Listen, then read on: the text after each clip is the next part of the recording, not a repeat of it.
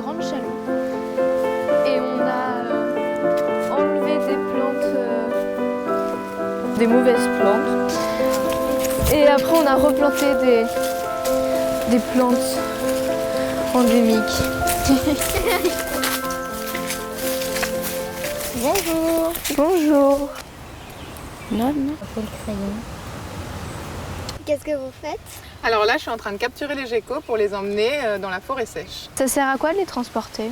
À l'endroit où on va les mettre, on a déjà replanté des arbres, mais il manque les animaux, dont le gecko vert de Bourbon. Et à votre avis, qu'est-ce qu'il peut faire dans cette forêt? Il peut aider à transporter les graines pour faire pousser d'autres arbres.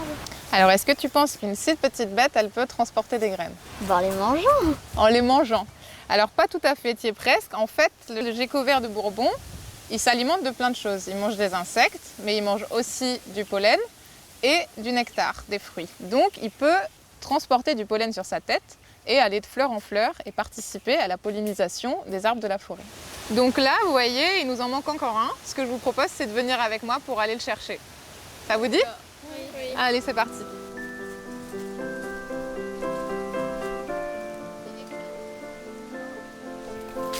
Petit tube à gecko, où êtes-vous?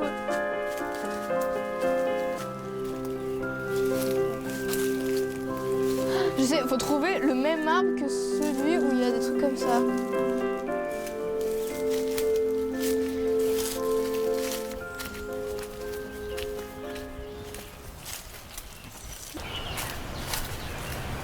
Oui, il y en a un. Alors, viens voir, il y a un gecko. Ouais.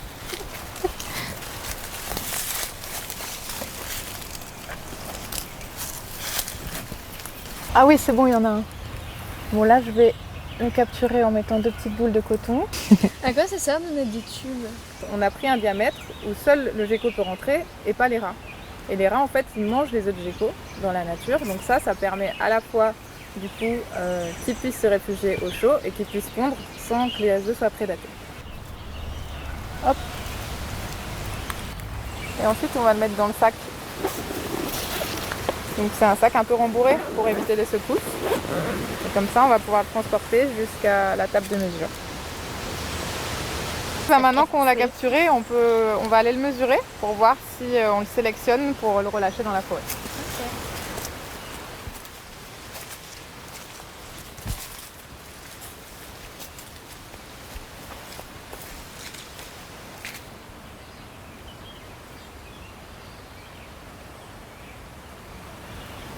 Ah voilà, regardez, il est là.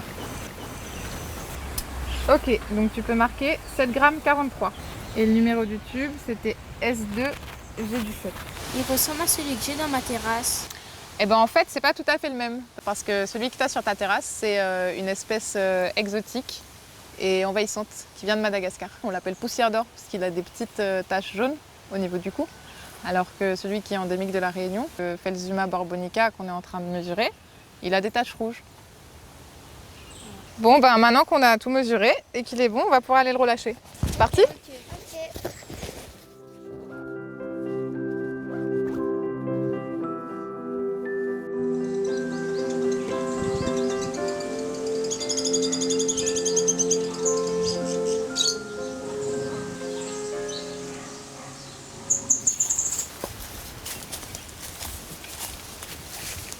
Regardez, on va s'arrêter là pour le relâcher.